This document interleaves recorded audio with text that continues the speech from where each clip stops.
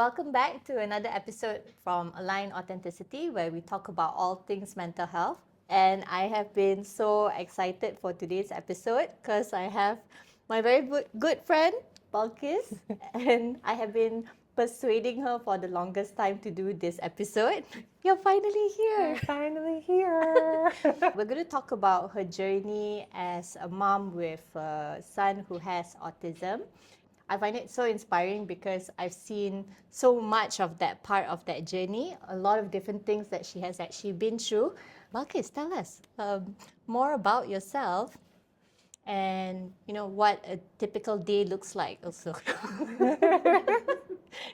Yeah, so hi, I'm Balqis. I am a single mom of one. I wear that label proudly. And I am the head of operations for a marketing organization based in KL. So I don't know, a day in my life is wake up, rush to get everything ready for school, get the kid fed, get dressed and everything, and then rush to school, 40 minutes. Shout out to Surin International, best school ever. My day is full on, full-time job, 5 days a week, kid. The other thing is I have US colleagues, so I'm also on at night. It is a struggle and a balance half the time, but it's also an incredible joy and privilege. I'm very lucky to have the team that I have at work. I'm also very lucky to have come to this place with my son. Yes, you've been in my life maybe almost around the same time. Yes, yeah. So I'm hoping that I'm not tearful as We I talk have about the this. tissues ready Yes, we here. have tissues ready. We've come a long way. It wasn't an easy journey, but I'm very proud of everything he's achieved so far today. Yeah, I think that's definitely been one of the parts that's definitely been such an amazing journey for me to see, because balancing everything already, I think as a mother is challenging enough, but being a single mom, and we know the kind of connotations that label can have. And I can only imagine, because even with the kind of schedule that you have, like there have been times when I'm talking to her and I'm like, so when do we have time to meet? And she's like, let me contact you next month. And so I remember at the start of it, back then, like let's go back in time, was when the first time that I met you. I think it was actually at a friend's party, where all the kids were involved too. And I met Theo at that point. And I remember it was such a difference back then compared to now, because back then is where back then when I met him, he seemed like a very shy boy, maybe didn't say so much. And now we have moved to a point where he is so talkative and he is so bubbly, and I think that's just amazing, right? So when we're talking about autism, at least, and we go back to how it was at that point, when do you what were some of the first few signs that you felt like something seems a bit different? Yeah, I mean, our journey was maybe a little bit, I'm not sure if it's normal or not normal for autism families. So he was born slightly complicated birth. Apparently that's a big marker that if there's a complicated birth, that it might be a precursor to autism. And then he, first year of his life, he hit every milestone. He was babbling, he was rolling over, he was crawling, he was doing everything, no concerns. He loved he loved to smile. He would be the first one to look at someone and everybody would melt and fall in love with him, the little botak boy. Now he has so much hair. He has so much hair. And so it was like 1 or 2 years. I do remember, however, when he was about 1, my mom saying, I'm not sure if he has eye contact. And I was like, no, he has definitely eye contact with me. But that passed and we didn't think about it. And it was the pandemic, right? So the pandemic was between the age of 2.5 and 3.5. So that, because we were all indoors, because we were all, surrounded by adults that he knows, we didn't see anything. He was normal, he was talking, he was smiling, happy, right? Then pandemic ended, he started kindergarten. And I think he was okay in the beginning when it was all play. What I did realize is that he didn't like other children. he was he was always very good with adults. Yeah. He was always good with older kids. He liked younger kids, but he did not like peers. Ah. Don't come near me, don't touch me. It's like, so that was the only thing that maybe stood out to me that time. But then around the time where he was supposed to progress up to like preschool, as in they're starting to get the kids ready for school in kindergarten and you have to sit down and do the work, that's when it suddenly got really hard and he regressed. And the regression was shocking. I think knowing that, feeling like everything was normal, and then suddenly everything was not normal. He was melting down almost every evening.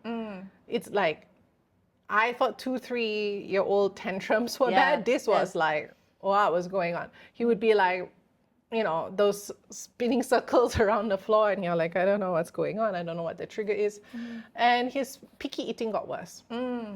But the tantrums would be to a point where we almost couldn't go out anymore. Like if I wasn't sure what was going on, and we went to a normal doctor, and she was like, he seems fine. He's hitting milestones, right? It was only when he was hospitalized at about, I want to say 5.5. He had adenovirus, which is actually worse than COVID for children. You can imagine, worse than COVID. Like for children, COVID is actually not a big deal. Adenovirus is a big deal. So he was hospitalized, and it was pretty scary because he would have very big reactions, and like the doctors and the nurses had to pin him down to do anything.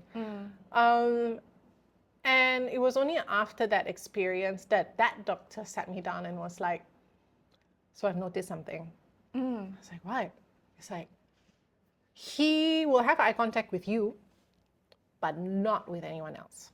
I highly recommend that you see a developmental pediatrician. And I guess that was the beginning of our story, because it turns out that it's not that easy to get a developmental pediatrician. I called 6 hospitals, and they were all fully booked. They all had wait lists, most of them wait lists 1 year, some of them not taking any more for that year. The best one in the country, 3-year wait list. And I was feeling so defeated. I was like, okay, I'll just get onto any and all wait lists that I can, and then pray for the best. Yeah, because hearing what the doctor said at that point, how did you react? Maybe like, what were you feeling? What were you thinking? I think by that point, I was so defeated that it made sense that something might be wrong, because as a mom, you feel like you're not, for some reason, for some unnamed reason, you cannot support your child. You're trying to figure out why. And, you know, our main doctor said he was okay, right? And for outside of the tantrums, outside of some sensory things, he seemed to be doing okay. But it was when he couldn't handle kindergarten anymore, that's when I was like, oh my God, what am I going to do if he cannot handle kindergarten, right? Because you're supposed to hit all these milestones, you're supposed to go for concerts, you're supposed to go to primary. I had no idea what was in store for us. So when the doctor said that might be something, I was like, okay, right? That we might have an answer, but then to have that answer delayed was frustrating. But then I figured that, I think I was asking around anybody who has met a developmental pediatrician, and they said, actually, some of those autism centers have their own diagnostics team. It's more out of pocket, right? It was 500 ringgit at the time. And I was like, at least have part A of the answer, you know? It's just like, so it is true. As a mom, you always want to support your kid in the best way possible. And I think that's something that people don't talk about enough. You know, like we assume that, the only way that you can get good treatment or even go to certain specialists is you need to have a chunk of cash to be able to do so. And I know that in your situation, or even for a lot of women and parents out there in general, that's not always the case, you know. So for you to decide, like, how did you actually decide, okay, this is like the first step of what I'm going to do, you know? I think I just wanted answers, right? Because I knew something was not helping. I knew I needed to find some way to help my son. So that private autism center, they had 500 ringgit autism assessment. He didn't want to do anything. He sat there and he was like, nope, you're not going to make me read a book. You're not going to make me do whatever. It turns out that's actually a sign.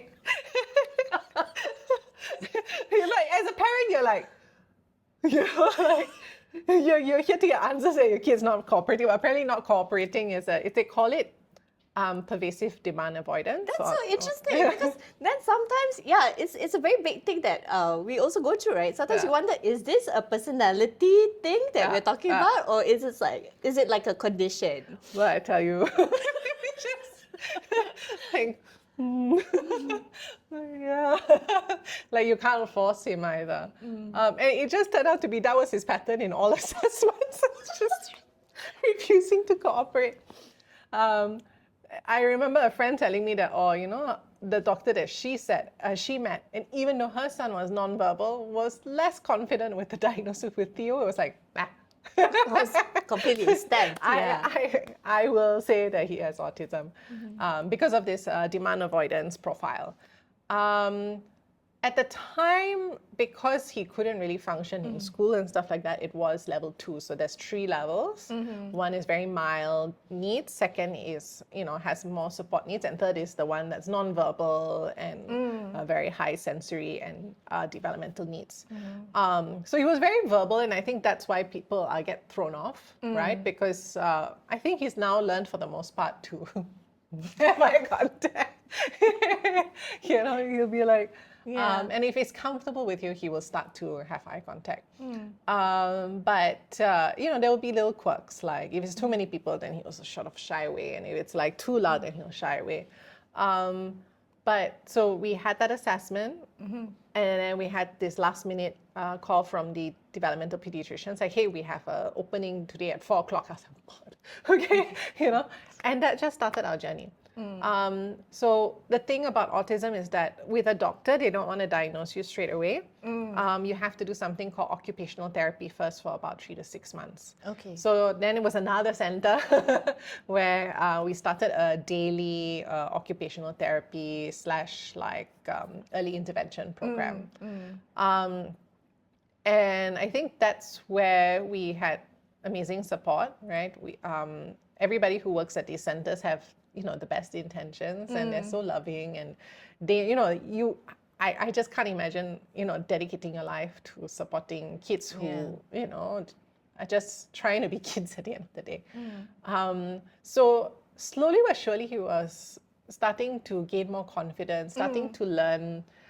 They have so many systems like what do they call it, like red zone, green zone. So when a kid is well fed, well rested, calm, that's green zone. And then when you start exiting into your yellow zone, and then when you go into red zone, right? So sometimes he'll be like, I'm so frustrated. And I was like, okay, you're in red zone.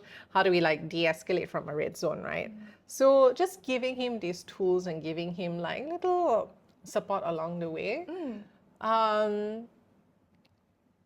And I don't know, one thing led to another. We got the diagnosis, we got the support that we needed. And about 1.5 years in, he was able to start school. Right? I think it was just persistence on my part. And I think what almost hurts me is that watching my child realize that the world's not built for him. As he's going through these therapies, as he's sort of navigating life, he's realizing that he's the one who has to build out these tools to sort of adjust, to fit in, to not get attention on him. It's like the world is not built for anybody with a disability, and he has so much self-awareness that he knows this, but he works so hard, right? He works so hard to be calm. He works so hard to sort of regulate. He's also a very good negotiator these days, I have to say, right? Yeah, because as I understand for him, and I don't know if that's the case for all kids that experience autism, right? So the ones that I know about is that sound is such a thing, like what you mentioned, sensory. They get triggered by loud noise, and sometimes it's also the sense of routine, right? And I'm assuming the diet. So with Theo, he loves bread and he loves desserts. And I can't imagine how it's like at a young age, you know, like when you think of kids normally enjoying whatever, eating whatever. And for him, it's like, oh, but he is so disciplined in some areas. Like he'll try to negotiate with Balqis and be like, I want to have this. And then Balqis will be there like, you cannot have too much gluten. Yeah, even when he was doing the therapy, right, the teacher would be like, he's very smart, but in a dangerous way.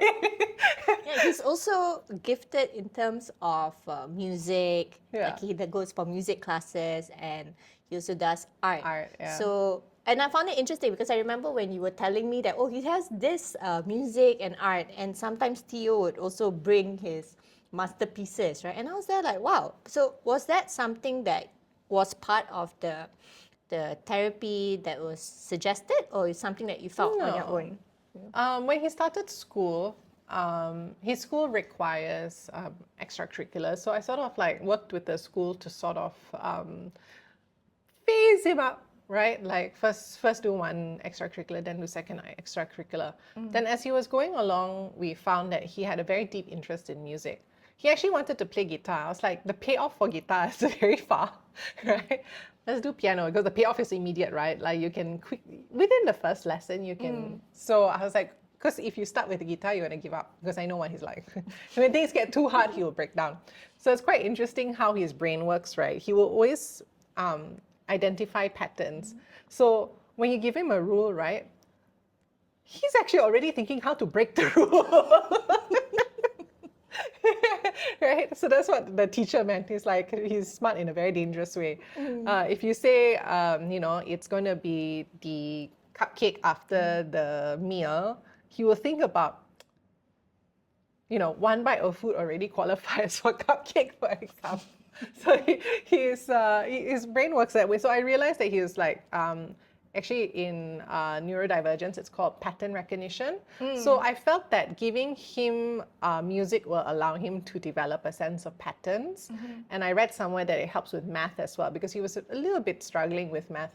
But the way he works is that once he's figured out the method, the pattern, straight away, right? The fact that he now can do division like fully is just incredible. So that's how he sort of learned piano. Now he's practicing for grade 1. And then for art, I felt that he was very creative. Again, you give him a rule, he'll find a way to bend it. So, for example, his school has this annual sort of drawing competition. They call it Inktober. So every day they will give you a prompt, and then you're supposed to draw in your book, and you're supposed to only draw with pen, ink, right? So they will give him a prompt, and he will find the most outlandish situation to draw. And I'm like, simple word. I can't even give you the example. It's like very simple word. Like you say cloud, and then he will draw like not cloud in the sky, but like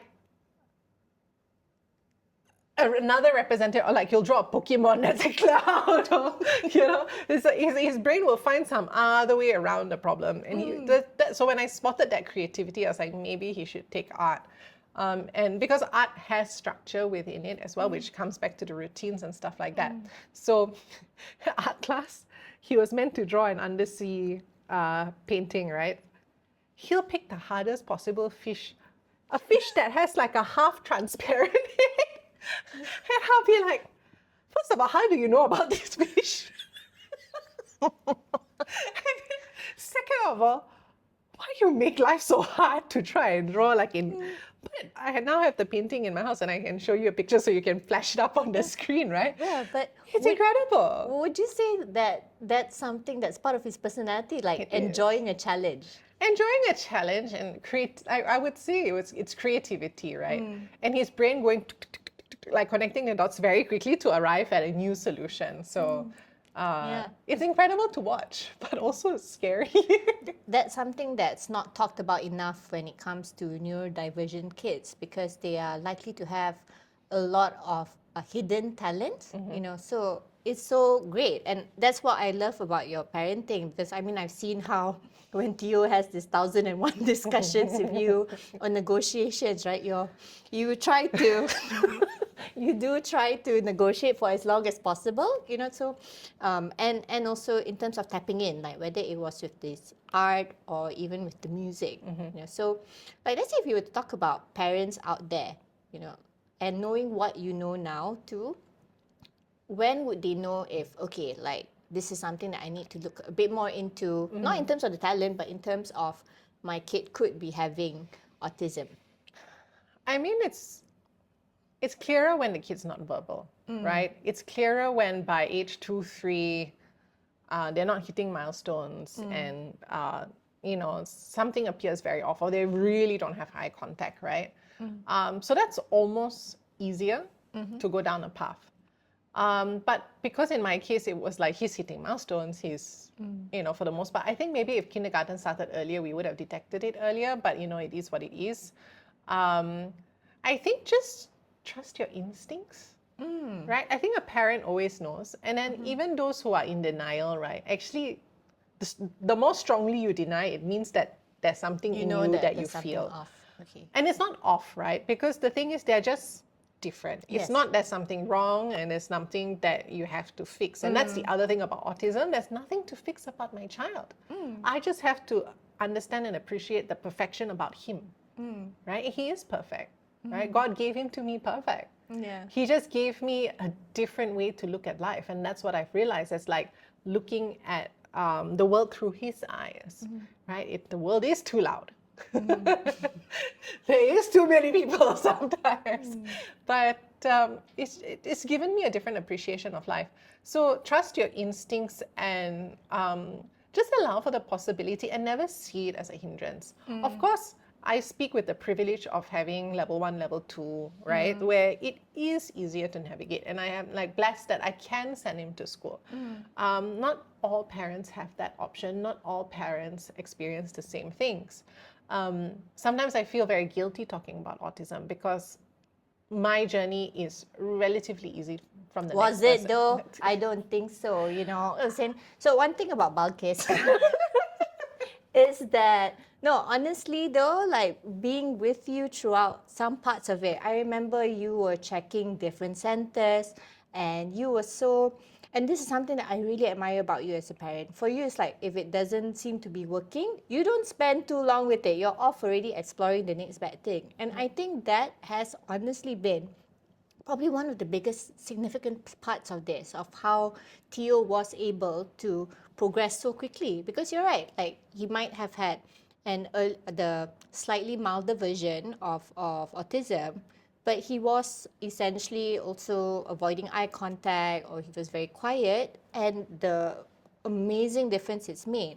And I think a lot of that is actually because of how resilient you were, how resourceful you were in finding out these different things. But so it's not just the opportunities per se, because we're also not millionaires, right? I mean, frankly speaking, Yeah. So, It was very expensive. it was like- very expensive, and you made it work as a single mom. So and that is just so admirable. Right? So let's say we're talking about other parents who maybe they also don't have all of those resources possible. Okay, but as what you mentioned, they have this intuition that there's something that needs to be addressed here. What would you recommend maybe as that first step for them? I mean, I can only speak of my experience in the private sector. I really have no idea what it's like in the public sector, whether they even have developmental pediatricians. I didn't even go down that path, right? So, I was in that sense, yes, resourceful, but I operated in the private sector, right? I do have a second cousin who has a child with autism, and they have to go through public sector where support is not really there. At least they got the diagnosis, but then they have to rely on class hus and everything thereafter, right? that's again a guilt that I carry. While I worked very hard, while I sort of, made sure that I was able to do all this and with the support of my family, able to get there, it's hard, right? You could have a mild child and your doctors may not know, right? We were very close to that line where we may have never found out until he hit school, right? Due to pandemic, due to the doctors thinking nothing was wrong, right? It took an hospitalization, an extreme situation for us to even go down that path, which I'm very grateful for in hindsight that we even got the answers that we got. Yeah. But, I see kids these days who, I don't think got that support or had parents who sort of denied it or have no idea, right? Like we live in an age where social media is aplenty and, once you WhatsApp listens to you, for some reason the algorithm will show you what you need, right? And then you find out, there's other kids who have similar sort of traits, right? So like with the knowledge that I gain, I'm able to support him. But if you turn a blind eye to the potential of knowledge, then you're not going to get the help that you need. Would you say early intervention, how much of a difference maybe that early I intervention think made? early intervention is critical. And I remember as we were going down this path of diagnosis, I was wondering, like, is support better overseas, right? That was something that it really clicked in my mind. I was like, should I move somewhere else? Should I find a job there? It's just like, because there's a temptation, to maybe they have better answers, right? But I remember speaking to some international school teachers and they're like, actually, early intervention in Malaysia is better. Access to That's private. so good. Yeah. That's so good to know. Access to private. So the caveat is private early intervention is better in Malaysia. Getting help before the age of 6 is better in Malaysia. Apparently in the UK, for example, you may not get a diagnosis until after 6. After they qualify for primary and none of the support it has kicked in, right? Because as unpleasant as it felt sometimes that we were forcing it, sometimes it felt like that we were forcing him to fit in a mold that wasn't him, right? Or like trying to help him fit into society, to function in society, to not break down and cry so much, to sort of navigate that, But you really supported him too. I mean, on a side note, I remember there was one time we were in a very crowded restaurant and the first thing Balqis does is take out your noise reduction headphones. And he even got it in the color that he likes. Yes. It's just like, that's it. Yeah. Also, again, the privilege of the internet, right? Shopee is so many options. More affordable. More also, affordable yes, as yeah. well. Because if you get those things in store, it's like 100, 200 ringgit just for noise cancelling. But online, it's like 50, 60. It's like, it's great. So just being able to support him in all the big and small ways, I think really mattered in the end, right? And then just early intervention, the tools it gives, not just the child, but the parents. I remember the center going, is it okay if you speak to our parent counselor? I think you need it. Right? So the fact that they paid attention to make sure that I was also okay. It's just, no, not there yet. Okay. All right, okay. But yeah, I mean, this conversation will be tough because there's some things that I remember or don't remember. So I think they're like, let's give you 3 free sessions with our parent counselor.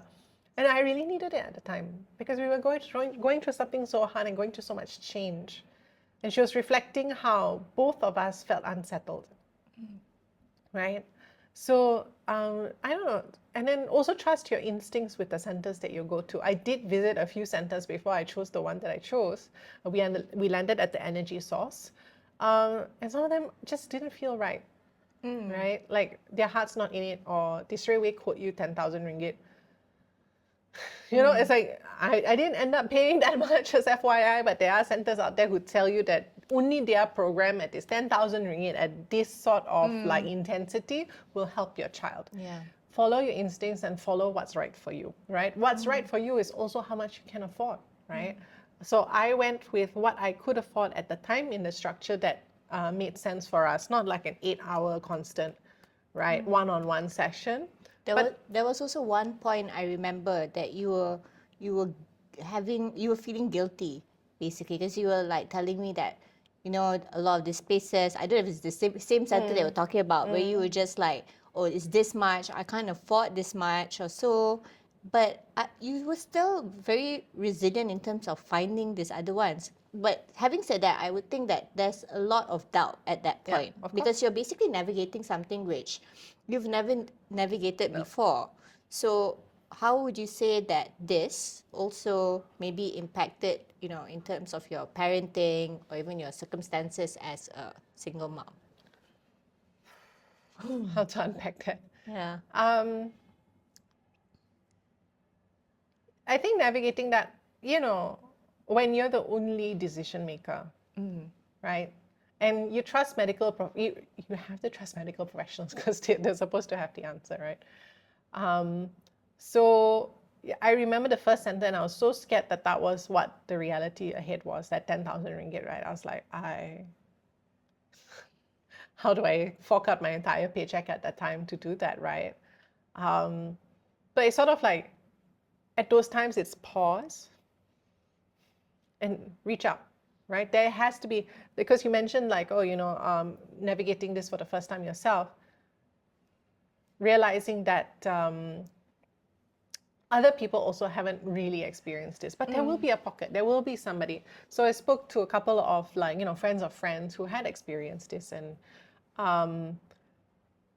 just trusting your network, trusting your village, and as a single mom, knowing that the decision rests on you fully, but knowing that no matter what, just the next step, just the next best step that you can manage, that you can afford, that you can figure out, that's the one that you take, right?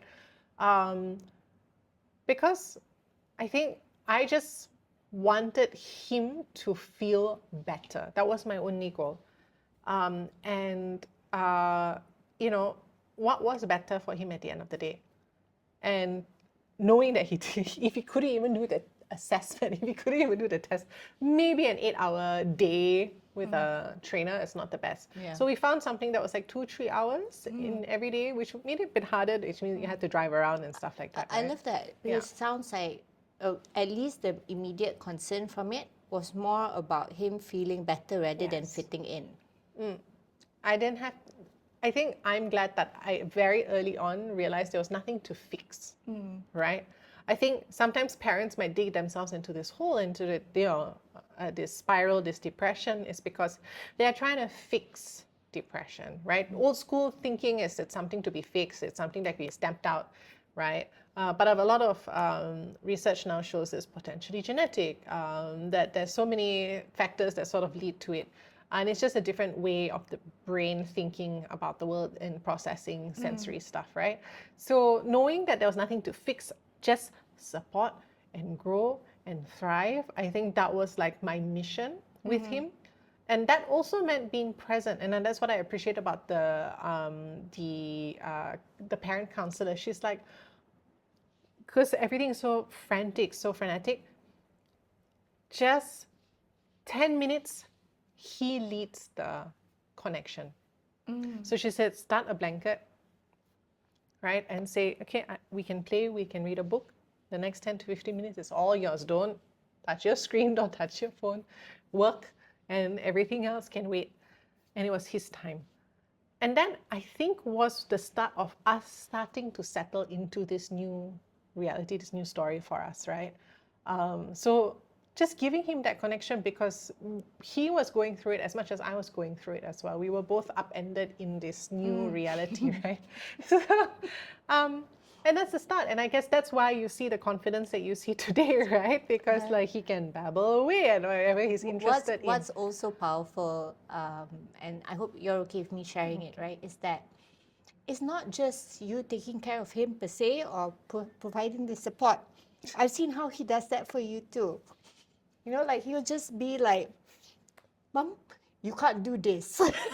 and he will have his whole justification for it. So I'm so happy you've decided to do this and come on to the podcast, right? Okay. All right. You started.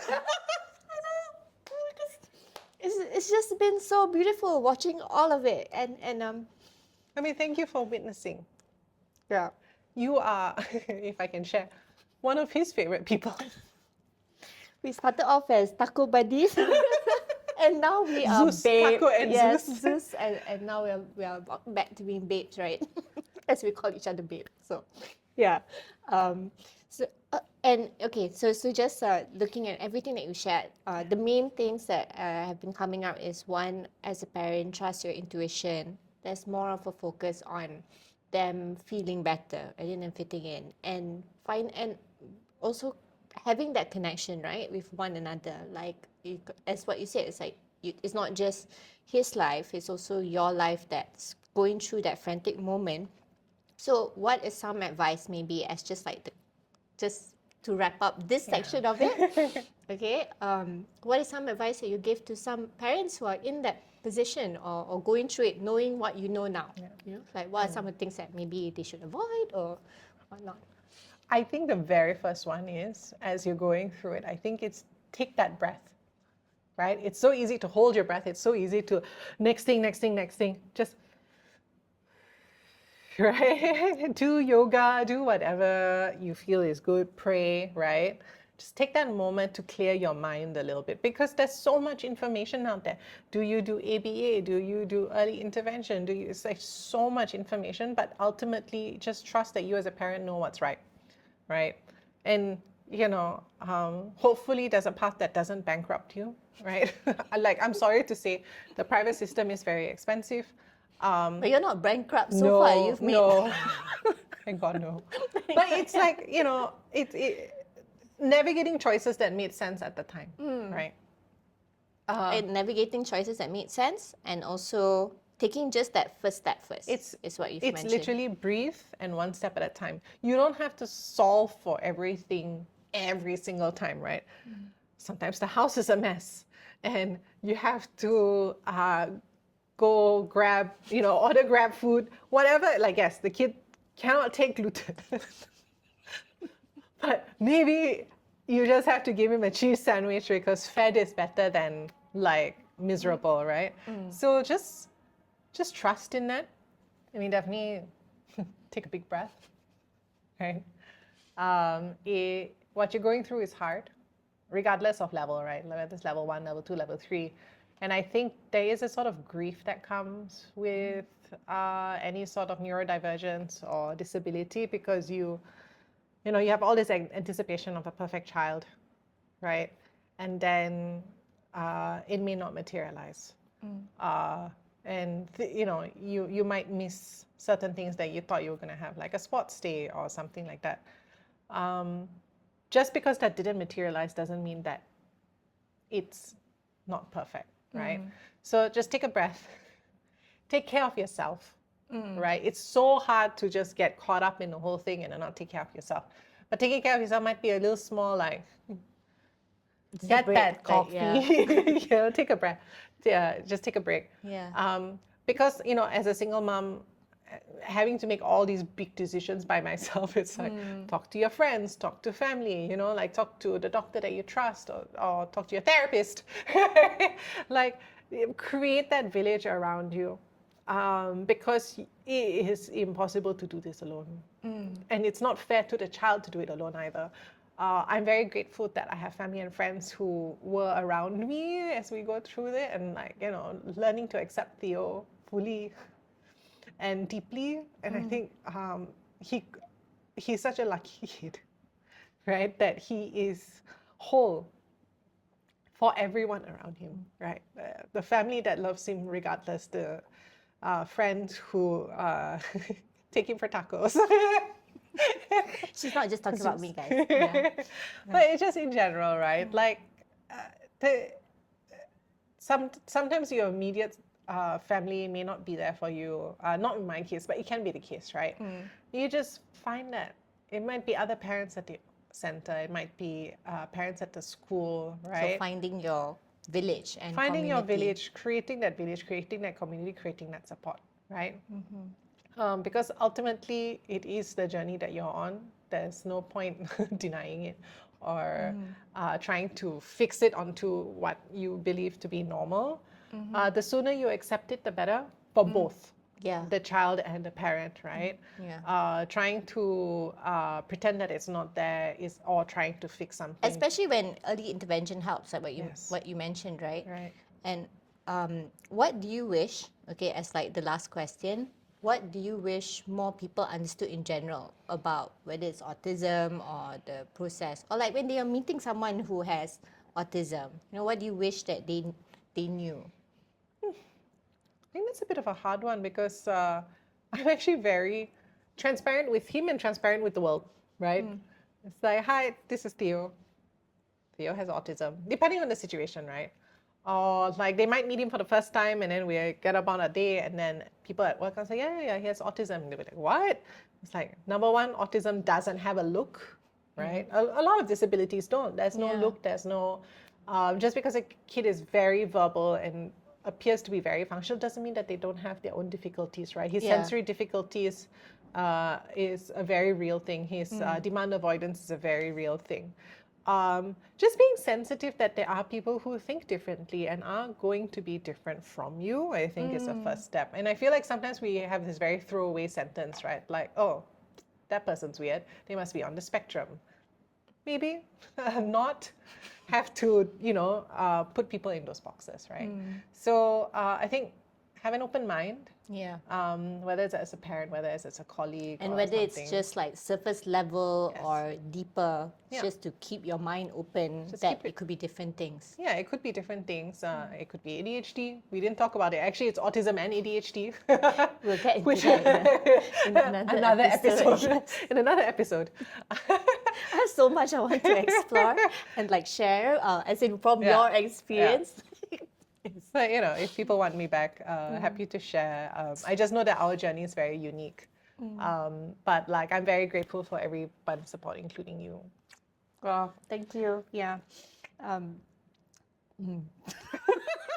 Don't cry again.